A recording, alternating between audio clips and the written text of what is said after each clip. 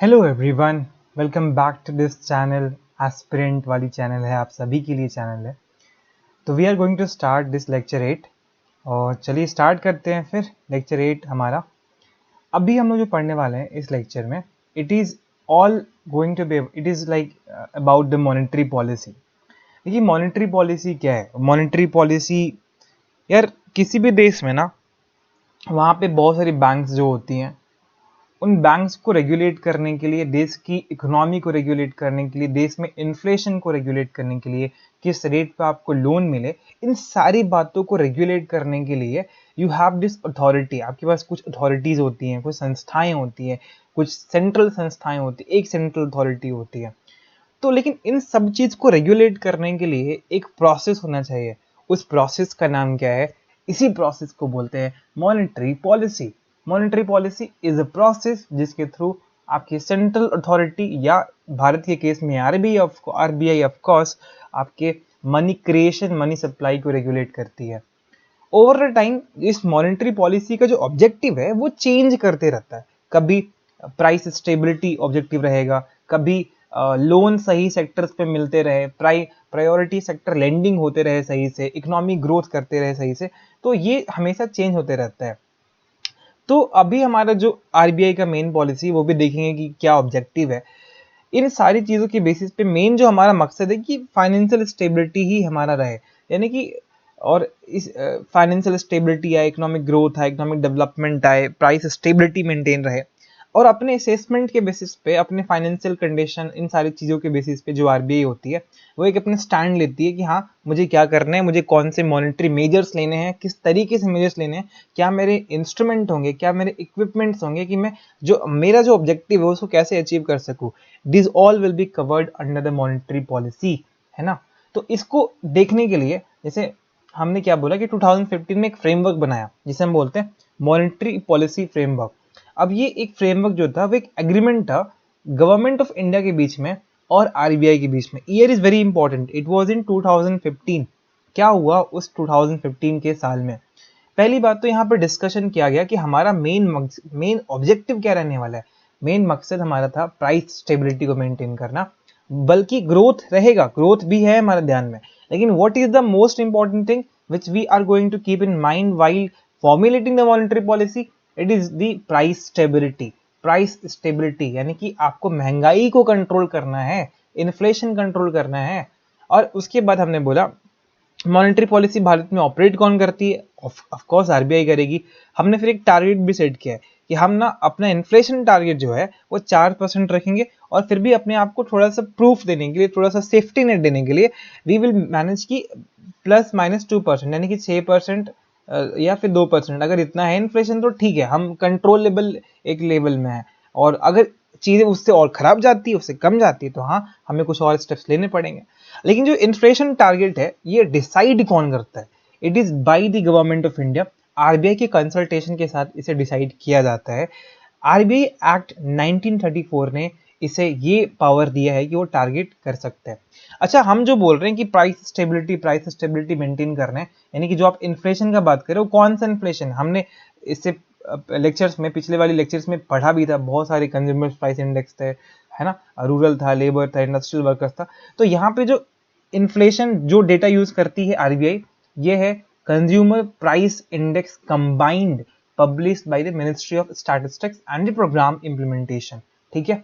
लेकिन मान लो कि जैसे अभी हमने बोला कि यार अगर जो हमारा बैंड है, हमारा जो टारगेट है, अगर वो टारगेट अचीव नहीं कर पाएगा, अगर हम फेल कर जाते हैं इस टारगेट को मीट करने में, उस केस में क्या होगा?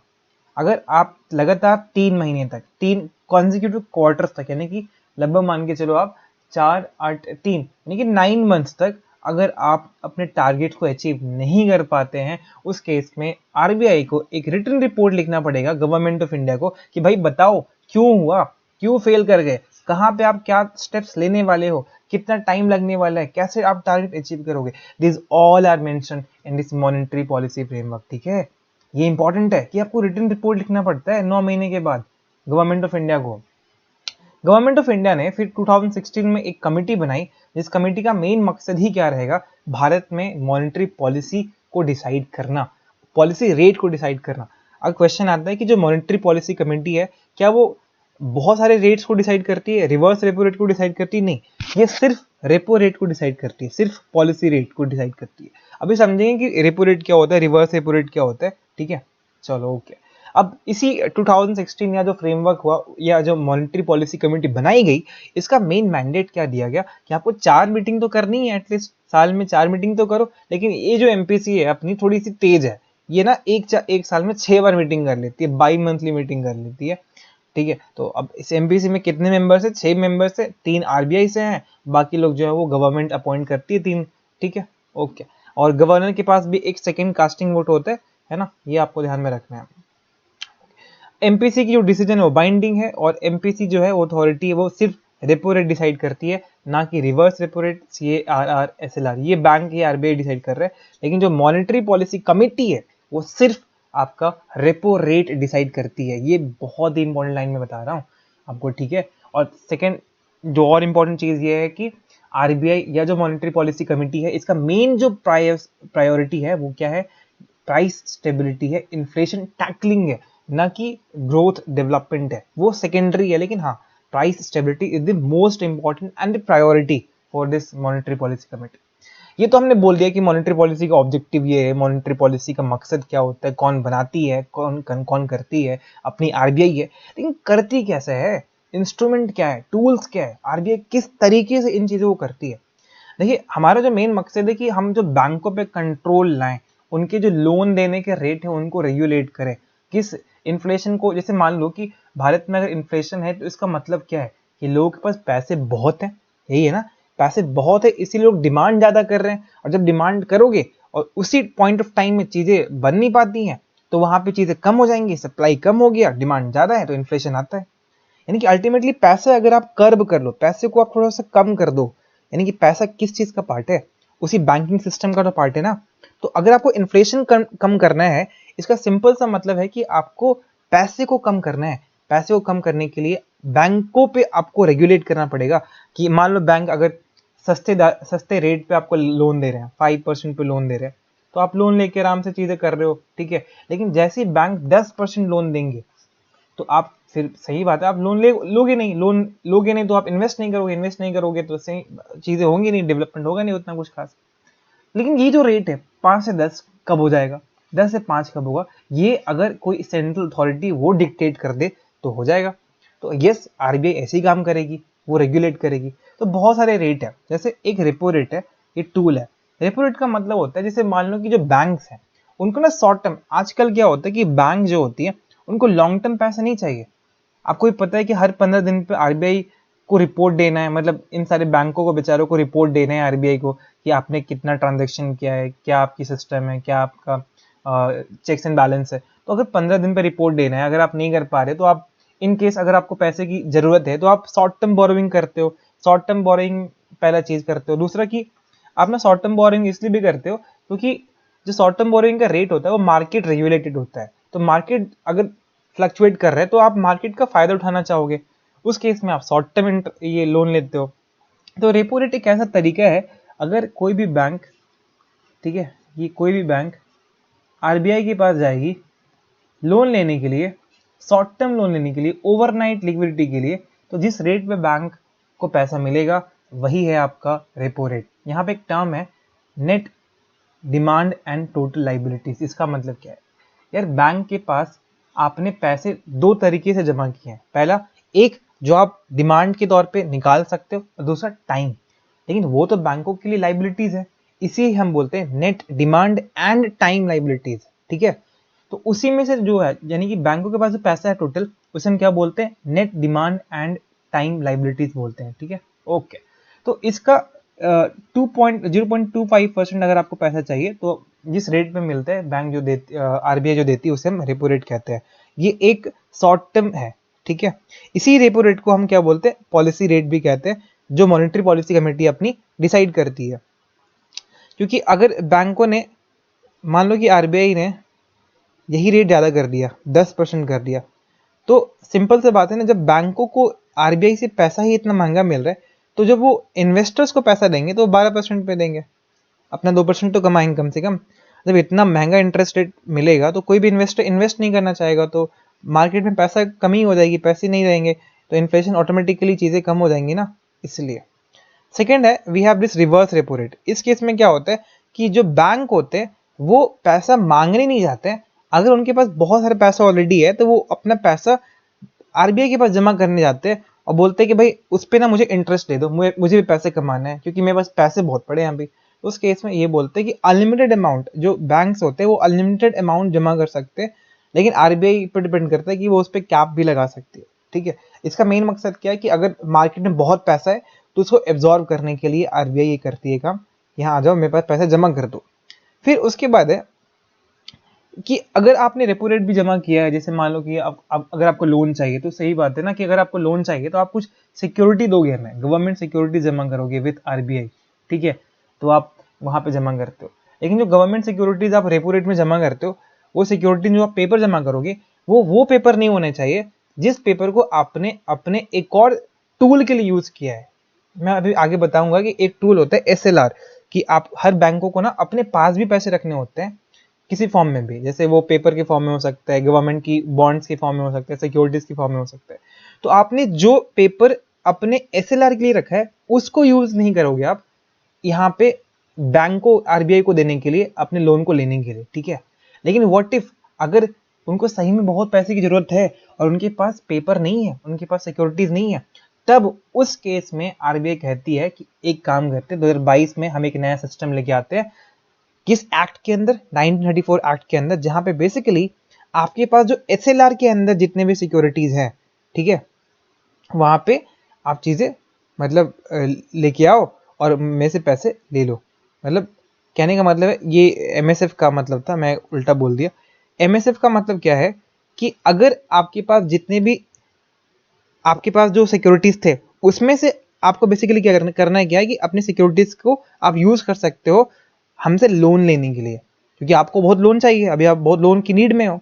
तो हमने बेसिकली क्या कहा, 2011 में हमने एक फैसिलिटी स्टार्ट करी जिसके माध्यम से हमने ये कहा कि आपके पास एसएलआर के अंदर जितने भी सिक्योरिटीज है, जितने भी पोर्टफोलियो के अंदर सिक्योरिटीज है, आप उसको यूज करके आप हमसे लोन ले लो। लेकिन चूंकि आप उस चीज को वायोलेशन कर रहे हो, जो कि हमने मना किया था रेपो रेट के केस में, तो हम आपसे एक्स्ट्रा चार्ज लेंगे, लिमिट 2% कम से कम पेनल रेट लेंगे, ये है।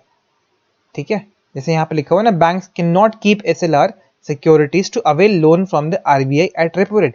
रेपो रेट में जब आप जाओगे, जहां पे आपको सिक्योरिटीज रखनी है, वहां पे आप एसएलआर वाली सिक्योरिटीज नहीं रख सकते, लेकिन हाँ मार्जिनल स्टैंडिंग फैसिलिटीज में आप ये चीजें रख सकते हो।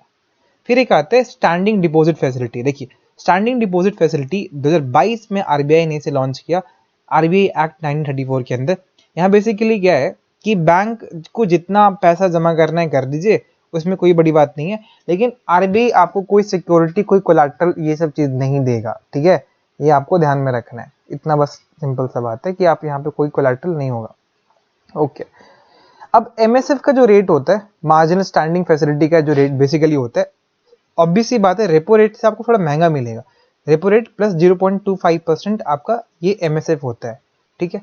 फिर अच्छा, ये बैंक रेट आपने बहुत बार सुना होगा, बैंक रेट क्या होता है यार। देखो 1934 में जब आरबीआई बना या आरबीआई बनी, उसके पास मैंडेट ये था कि जो भी बैंक्स होते थे उनको पैसे देने के लिए वो 6 से जो 12 महीने का जो लोन हुआ करता था, जिस रेट पे वो लोन दिया करती थी उसे हम बैंक रेट बोलते थे। 1995 तक, 1991 तक आरबीआई ने इसी बैंक रेट के आधार पे बहुत सारे बैंक्स को पैसा दिया और ये चलता गया। लेकिन ये जो बैंक रेट था ना, काफी, ये जो रेट था वो उस लोन के लिए था जो लॉन्ग टर्म लोन था।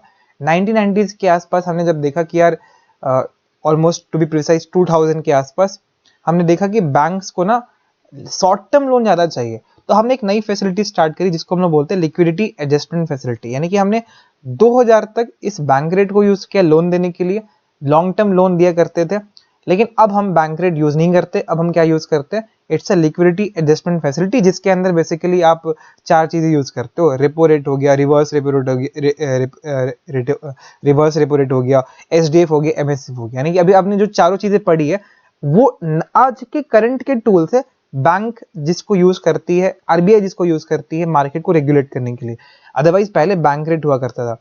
तो क्या बैंक रेट का आज कोई रिलेवेंस है? हाँ, आज भी रिलेवेंस है। इसका 2 रिलेवेंस है, मतलब आज 2 से काम है। एक तो रीडिस्काउंटिंग में और दूसरा है इसका पेनल्टी देने के लिए। जैसे अब ये रीडिस्काउंटिंग और पेनल्टी क्या होता है मैं समझाता हूँ। जैसे मान लो कि एक कंपनी है एक्स, इसने ना वाई को सामान बेचा 100 रुपये का, ठीक है, वाई ने सामान ले लिया, लेकिन वाई ने बोला मैं पेमेंट अभी नहीं करूंगा, मैं कुछ दिन बाद करूंगा। तो एक्स ने बोला ठीक है मैं एक पेपर बना देता हूँ जहाँ पे लिखा हुआ है कि वाई जो है मुझे 100 रुपये पेमेंट करने वाला है 2 महीने के बाद, ठीक है। लेकिन एक्स को अभी इमीडिएटली पेमेंट चाहिए था, तो ये एक्स गया एक बैंक के पास, बैंक सी वाले बैंक ने बोला ठीक है मैं आपको 100 रुपये नहीं, मैं आपको 90 रुपये दे दूंगा, यानी कि इसने डिस्काउंट करके चीजें दी। अब ये बैंक जो सी बैंक है, इसके पास 2 ऑप्शन है, या तो ये 2 महीने का वेट करे और वाई से पैसा ले ले, 100 रुपये ही मिल जाएगा इसको डायरेक्टली, या इसके पास एक और तरीका है कि ये जाएगा आरबीआई के पास और आरबीआई को बोलेगा मुझे ना आप पैसे दे दो। तो आरबीआई जिस रेट पे इसको पैसे देगी इस बिल ऑफ एक्सचेंज, इस पेपर के बिहाफ में, वो होता है बैंक रेट।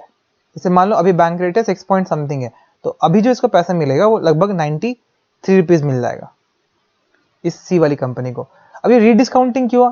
क्योंकि इस कंपनी ने जब एक्स को पेमेंट किया था तो डिस्काउंट करके किया था, और आरबीआई ने जब फिर से डिस्काउंट किया तो ये दोबारा डिस्काउंट हो गया, यानी कि रीडिस्काउंटिंग हो गया। इसको बोलते हैं बैंक रेट, पहला। दूसरा चीज कहाँ इसका रिलेवेंस है, तो पेनाल्टी में। जैसे मान लो कि आपको पता है कि हर 15 दिन में उसको पेमेंट वो एक दिखाना है, पूरा रिपोर्ट देना होता है। अगर वो चीजें नहीं कर पाती है बैंक्स आरबीआई के रिगार्डिंग, तो हाँ फिर आरबीआई उसको पेनलाइज करती है। तो जिस रेट से पेनलाइज करती है वो बैंक रेट है। लेकिन अब क्या हो गया कि जो बैंक रेट है वही एमएसएफ रेट भी कहला गया, तो कोई बड़ी बात है नहीं, ठीक है। Next we have this liquidity adjustment facility. आज जिस तरीके से बैंक यूज करती हैं अपनी फैसिलिटीज, अपने टूल्स को, बैंक्स के लोन को रेगुलेट करने के लिए, उसे हम लिक्विडिटी एडजस्टमेंट फैसिलिटी कहते हैं, राइट। इसका मेन मकसद ही क्या है, हम बस इतना चाहते हैं कि भारत में जो है रेगुलेटरी लिक्विडिटी बनी रहे, एडजस्टमेंट मार्केट का अच्छा हो और इकोनॉमिक ग्रोथ करे।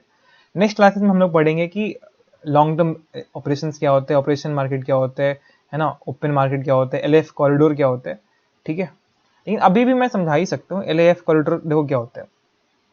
जो एमएसएफ रेट है जो अभी हमने पढ़ा कि रेपो रेट प्लस 0.25% होता है, वो होता है मान लो कि हो गया आपका सीलिंग, और ये क्या हो जाता है जो नीचे ग्राउंड पे होता है ये होता है आपका एसडीएफ। एक कॉरिडोर है, यानी कि सबसे हाईएस्ट रेट ऑफ इंटरेस्ट क्या हो सकता है, वो हो सकता है एमएसएफ, और सबसे lowest rate of interest banking system में क्या हो सकता है, वो एसडीएफ हो सकता है। Now this is called MSF LAF corridor. MSF यहाँ पे सबसे टॉप पे होता है और एसडीएफ जो होता है सबसे नीचे होता है, इसे हम बोलते हैं एलएएफ कॉरिडोर के नाम से जानते हैं। फिर आता है cash reserve ratio. Cash reserve ratio क्या होता है, देखिए कैश रिजर्व रेशियो बेसिकली हर बैंकों को अपने पास उनको मैंडेट मिल रहा होता है कि उनके पास जितना भी अकाउंट में पैसा है, यानी कि नेट डिमांड टाइम लाइबिलिटीज है, उसका कुछ परसेंटेज जो है आपको मेंटेन करना है आरबीआई के साथ, आरबीआई को देना है। किस सेक्शन के अंदर, सेक्शन 42 आरबीआई एक्ट 1934 के अंदर, ठीक है, ओके। अब उसके बाद क्या होता है, एक और है स्टैट्यूटरी लिक्विडिटी रेशियो। ये क्या है, ये बेसिकली है कि सीआरआर देने के बाद उसमें से भी जितना बच रहा है उसमें से भी कुछ परसेंटेज आपको अपने पास रखना है। अभी कितना है, जैसे मान लीजिए ये ना किस लॉ के तहत या किस एक्ट के तहत डिसाइड होता है, it is basically banking regulation act 1949, जबकि जो सीआरआर है ये सेक्शन 42 ऑफ आरबीआई एक्ट 1934 से डिसाइड होता है, ठीक है, ये आपको ध्यान में रखना है। अभी जो सीएलआर है, जो एसएलआर आप जो बोल रहे हो कि 40% आपको जमा करना है, ये मैक्सिमम लिमिट है बेसिकली, अभी जो 18% के आसपास है। तो जो 18% आपको रखना है एसएलआर, यानी कि स्टैट्यूटरी लिक्विडिटी रेशियो, अपने पास खुद में जो रखना है, वो ना आप किसी भी फॉर्म में रख सकते हो। वो आप लिक्विड एसेट्स की फॉर्म में रख सकते हो, गवर्नमेंट की सिक्योरिटीज की फॉर्म में रख सकते हो, गोल्ड की फॉर्म में रख सकते हो, कैश की फॉर्म में रख सकते हो। और यही मैं बता रहा था उस टाइम कि ये जो चीजें हैं, आपने जो स्टैट्यूटरी लिक्विडिटी रेशियो के लिए रखा है, इसको आप यूज नहीं कर सकते रेपो रेट में लोन लेने के लिए। हाँ, लेकिन इसी चीज को आप यूज कर सकते हो आप एमएसएफ के लिए लोन लेने के लिए, यानी कि आपने लोन लेना है तो आप इन सिक्योरिटीज को वहां जमा कर सकते हो, लेकिन आपको थोड़ा सा 2% इंटरेस्ट रेट ज्यादा देना पड़ सकता है। ये है आपकी सारी चीजें, ठीक है। नेक्स्ट क्लास में समझते हैं कि ओपन मार्केट ऑपरेशन क्या है, और बाकी सब नेक्स्ट क्लास में ही देखेंगे। लेकिन हाँ, एक और चीज़ ये है कि जितने भी कॉमर्शियल या कोऑपरेटिव बैंक्स होते हैं ना, उन सभी को CRR SLR मेंटेन करना है, कोई भी छूटा नहीं रह सकता है। हाँ, ये अलग बात है कि शेड्यूल्ड बैंक्स को जो CRR मेंटेन करना है वो reserve bank of India act 1934 की बेसिस पे करना होता है।